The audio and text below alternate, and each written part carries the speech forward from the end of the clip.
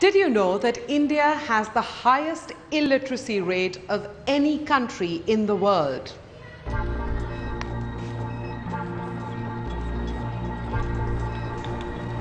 "37% of the world's illiterate are Indians.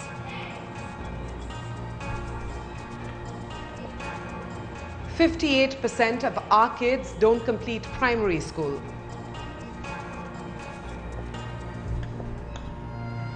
"90% of our children don't complete all levels of schooling. All these statistics point to an education crisis. But what's the solution? I'm Manvi Dhillon and you're watching DuPont Presents The Power of Shunya, Quest for Zero. And today we're on a quest for zero poverty in education. It's heartening to note that the government is beginning to scale up educational infrastructure. 10.5% of the government's budget is devoted to education. But it's going to take widespread collaboration to achieve zero poverty in education. Collaboration between the government, educational institutes, civil society, and innovators with a vision. On the show today, we ask, can science and technology be used to drive access to education? How can we build a system that will ensure equal opportunity of learning for all? Aditya Nataraj has strong views on the subject. As director of India's largest educational foundation, the Kaivalya Education Foundation, Aditya's mission is to make quality education a fundamental right for every Indian. How do you think India fares when it comes to primary education? Well, you can either look at the glass as half full or as half empty. If you look at the positive strides that India has made in the last 10 years, we've expanded substantially the number of schools we have. So we have schools within 1 kilometer of 99% of the villages in the country. We've expanded our teachers, we've expanded the right to education bill, and we have a new curriculum framework which is supposed to be one of the most progressive in the world. But on the bad side, the half-empty side, it is that 50% of children in grade 5 in India still cannot read a paragraph in their mother tongue. They still can't read mama, khana, khata, hai. And that's the really sad part. The quality of education is really, unfortunately, much below what we would require for a country with the aspirations that we have. What, to your mind, then, are the obstructions to higher quality education? What's coming in the way? We're teaching in multiple languages across the country, from Hindi, English, Malayalam. Every language in the country is school systems are trying to teach in. Two, there's so much socio-economic diversity. We're not a homogeneous country. There are tribal children who have never been to school before, and there are other English learners who have been to school for 4 different generations. There are social issues that we are trying to handle, because there are communities which don't yet send their girls to school, struggling with a lot of still social issues before actual learning can happen, because it's an extremely new phenomenon for a majority of the population. Our education system suffers from a shortage of schools, classrooms, teachers, and resources. Because of the poor quality of teaching, children often drop out in primary school. Those who stay on learn little.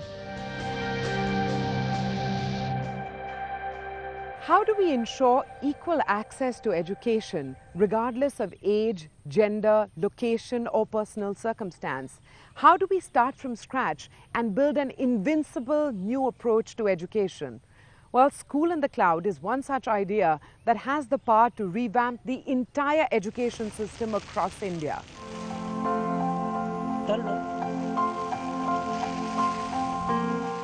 Nestled in the lap of nature in Chandrakona in the district of Midnapur in West Bengal is this unique lab.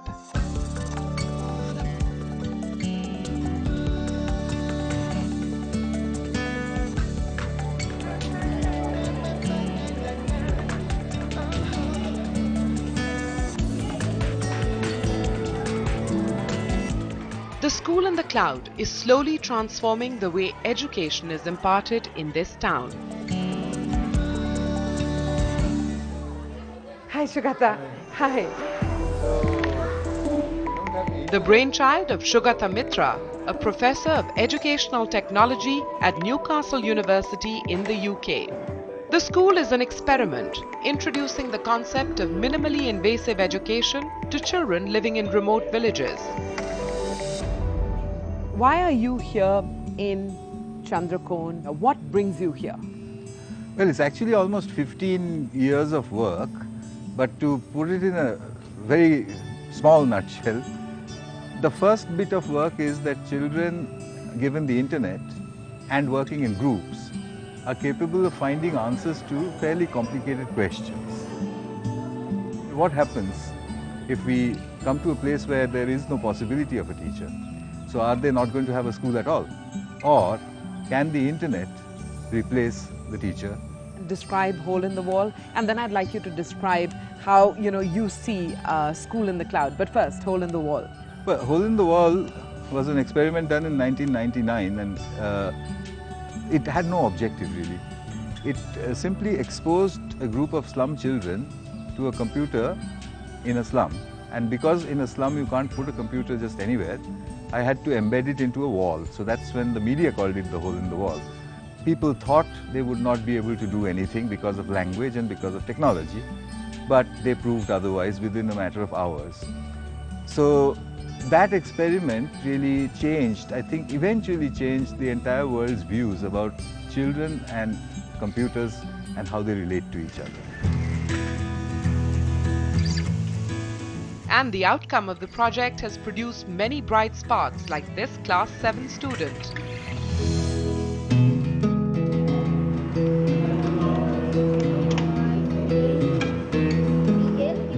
Krishnendu Koshari is excited about visiting the lab every evening after school hours.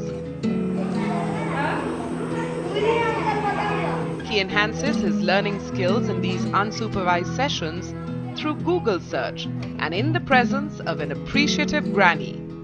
हमारे teacher Bappa दा वो Skype को type करके ग्रानी class को चालू करता है और वो जिस ग्रानी मैम के साथ हम बात करते हैं वो कुछ क्वेश्चन देता है और हम दोस्तों के मिलके वो क्वेश्चन का आंसर ढूंढते हैं और जब डे क्लास नहीं होते तब बप्पा दा हम लोगों को एक भी क्वेश्चन देता है और हम लोगों को वो ढूंढना पड़ता है.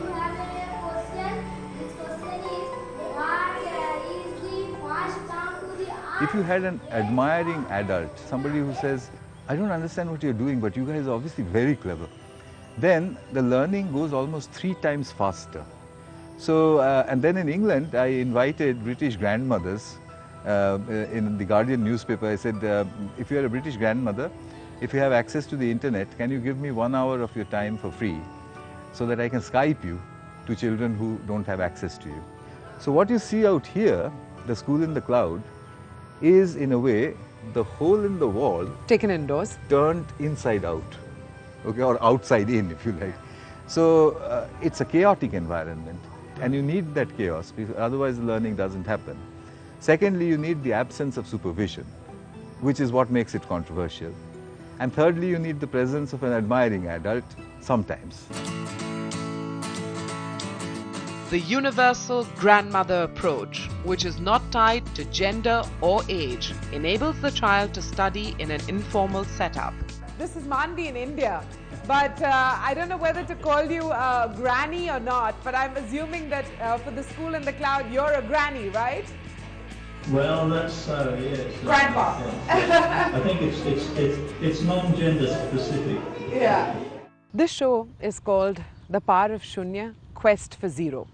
What do you think is the overlapping territory between this, The Power of Shunya, Quest for Zero, and School in the Cloud? Well, I have pretty much mixed feelings about that. To me, zero illiteracy in this country means the ability of everybody to be able to write their names on a piece of paper. I don't think that's an important ability anymore, so maybe the idea itself is obsolete.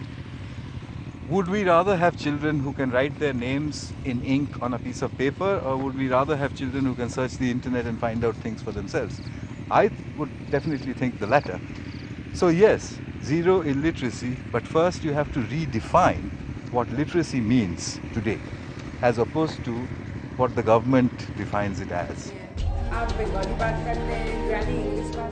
It might not be an acceptable practice in most schools to create an environment without teachers, but School in the Cloud is one model that truly exemplifies the emergence of learning out of creative chaos, setting the sky as the limit. A strong innovation that challenges the current schooling system by refusing to be limited by location. But language is a barrier. Well, science has a solution for that too. After the break, meet a man who's designed a visual language that's catching on fast. The power of Shunya, Quest for Zero, will be back in a moment.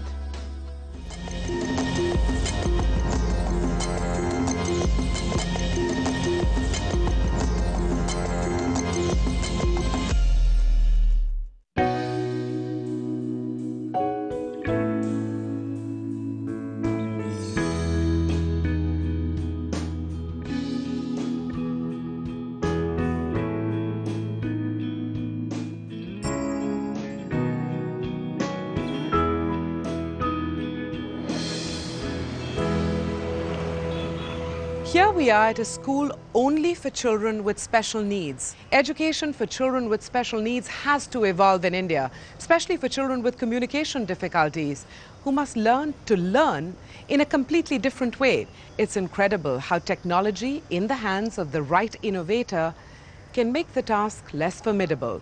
The work of Awaaz is a perfect example.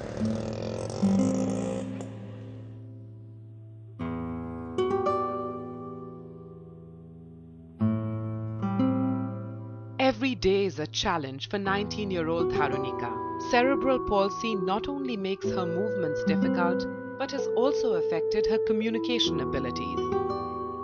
Initially, I find it very hard to communicate with her because it was frustrating for both and for my child, because if she wants to communicate with me, I can't understand. Then immediately I started with the gestures. She wants to play with them, but because of non-verbality, she can't communicate with others and play with other children.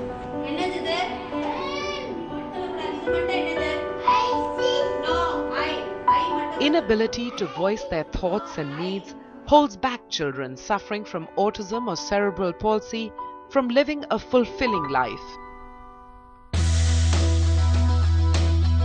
And it was this belief that inspired Ajit Narayanan and his team at Invention Labs to develop the Awaaz app, a picture-based software that is filling a critical gap in the lives of many like Dharunika. Which one? Which one do you want to select? Breakfast or lunch? Lunch, dinner. Okay. So were you drawn to children with special needs, or were you exposed to them and hence the technology evolved in response to what you observed? You know, how did it come about? On one hand, there was a very strong sense that we wanted to do something that has a high social impact, and there's very little that I've seen that has as much social impact as seeing a child speak for the first time with a device you've created. I consider myself an inventor first. I love creating things, and I think there's an incredible joy in seeing something that you've conceptualized actually become a device in front of you. And in the area of Awaaz, I did see a huge potential for technology innovation. So let's get down to basics. For those who have absolutely no idea, what is the Awaaz app? This is the Awaaz app, and you can see that it's on an Android tablet. It's available on Android devices and the iPad. The way it works is that it helps children communicate by sequencing pictures together to construct sentences. The way the app works is that the child has a number of different options that they can pick from. So there are a number of different words and categories, and they would tap different pictures. For example, I'm going to say, I want to drink water. So I've selected I want to, and then when I scroll, I'll see a whole bunch of categories which are relevant to the child. Then I would go into eat, and then I would say drink. And then if I scroll down further, I'd see a whole bunch of things to eat and drink, and I can go there and I can say cold water, for example. So I construct that sentence and then I speak it out. So the idea is that when you do that, you're able to convert pictures into speech. Building on the success of Awaaz, Ajit and his team are now preparing for the next big thing, Free Speech, an app that will allow its user to rebel against rules of grammar and language. What does the Free Speech engine actually do? Can you give us a demo? Absolutely. You see that the Free Speech app allows you to really construct sentences not in one word after another, but in a slightly different way. And this is how it works. I tap here and it gives me a list of words, and there are a bunch of words covering different aspects of vocabulary and language. The thing with free speech is that you can start a sentence from anywhere because different languages have different word orders. I'm going to start with the word think. Think. You can see that when I choose the word think, I can create different forms of it. I can say that it happened in the past or it happened in the future. And then I'm going to say, who thinks? This is the interesting part, because as soon as you finish putting one word into free speech, the next word that you create is not the next word in the sentence, but the next word that has a connection with the word that you've already selected. So in this case, for example, you see that it asks you the question, who thinks? And so I tap that, and then I'd be able to select, for example, I think. I think. And then it will ask me the next question. What do I think about? So I'm going to say, think about, I think that you should stop. So I'm going to say stop. I think that to stop. And then it will ask me a question about that stop. Stops. Do I think? And I'm going to say that you stop. I think that you stop. And then it will ask me the next question. So it says stop what? What do I think that you stop? And then I'm going to stop playing. I think that you stop playing. You see that at every stage it prompts you to construct the next part of the sentence. I think that's what we've done in the free speech engine. It's a mathematical model of the grammar of the English language. Breakfast. Back at the Spastic Society of India School in Chennai, where Avaz is used, hopes are pinned on new technologies like free speech. Initial process would be he may be just playing around, understanding what it really means, and if he knows what it can do for him, you got a break. And then it is for the teacher to structure based on his communication needs and his language needs, all of which would be determined by his cognitive level and to what extent he can imbibe the information.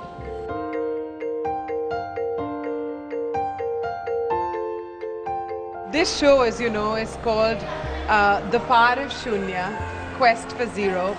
Do you think that both the Avaz app and the Avaz free speech engine can achieve zero language barriers as a notion, as a concept? Absolutely. I think communication is a fundamental right of every human being. And just because you can't express something, either because you don't have the ability to do it physically or because you don't have the language to speak it, it doesn't mean that you have nothing to say.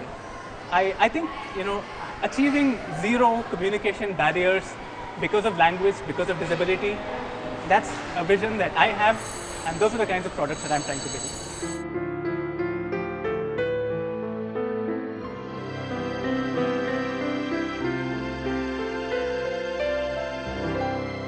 Avaz, an app that allows children to talk, to communicate, to learn.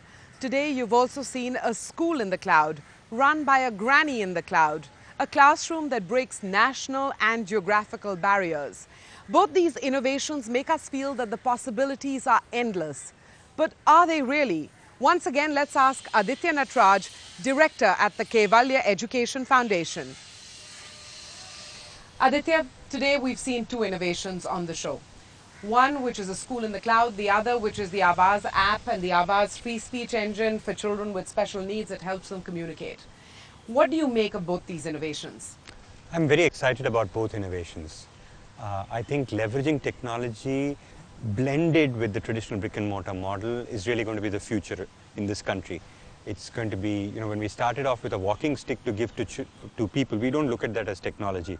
When we put on a light bulb so that children can study late, we don't look at that as technology. So I don't think this is highly revolutionary or something. It is just an integral part of children's lives. It is going to be so ubiquitous in 10, 20 years from now. It's interesting that you don't see it as radical, because as an education outsider, I would have said it's radical, but you actually see it as complementary to the current bricks and mortar traditional classroom that we're all familiar with. Absolutely. I don't think it's just complementary. I think it's necessary. There is no way we can solve this problem. There are certain things that a teacher can do. For example, I could teach you math. When you have an emotional problem, I can solve it. But I'm not going to know about an unusual thing. I'm not going to be a repository of all the world's knowledge. I, as an individual, am very curious. As a child, I'm curious about horses. Is the teacher going to know everything about horses and be able to answer the question? I can't limit my knowledge just to the textbook. This knowledge is available. So I think technology is going to help us access that. And especially in special needs as well, the teacher is not going to be able to deal with every individual child and give her the sort of attention. The Avaz app helps me mediate by myself. The teacher is not going to be available all the time. The Avaz app makes it possible for me to go to a supermarket. I'm not able to express myself. I could show it on the app and show it to a supermarket saying, I want to buy a toothbrush. So technology is going to be an extremely integral part of our lives. Flesh out that thought in greater detail on why you consider the Avaz app as a huge step forward for children with special needs that are challenged in communicating. So the device serves multiple purposes for children with autism or children with cerebral palsy because their ability to express themselves vocally is limited. However, their ability to recognize pictures is very intelligent in various ways. And in order for them to be meaningful participants in society, unfortunately, communication is extremely critical. To just do your daily chores, to be able to go to the supermarket, buy stuff, to be able to go to a cinema theater, to be able to interact with friends, everything requires communication. Our whole society is based on being able to communicate your needs, negotiate your needs with someone else. And Avaz seems to make that very easy, simple, and plausible. It has a whole repository of over 5,000 words. It slowly learns. It has different languages in which it can be offered. So there's a whole set of things which it's complementing the individual. And I think that is so critical. I mean, when you put on a hearing aid, you no longer look at it as technology. You just think of it as normal. The Avaz app is going to be the hearing aid for autism children. Aditya Nachar, thanks very much for your insights on the part of Shunya Quest for Zero. It's been a pleasure having you on the show. Thank you very much, ma'am. Access to quality education, one of India's biggest challenges. But today we've seen two innovations that boost access. One for regular kids and another for those with special needs. Well, that's it on this edition of DuPont Presents The Part of Shunya Quest for Zero, a show that celebrates science and innovation, technologies that could secure our future, human ingenuity that could reduce our challenges to zero. Till next week then, goodbye.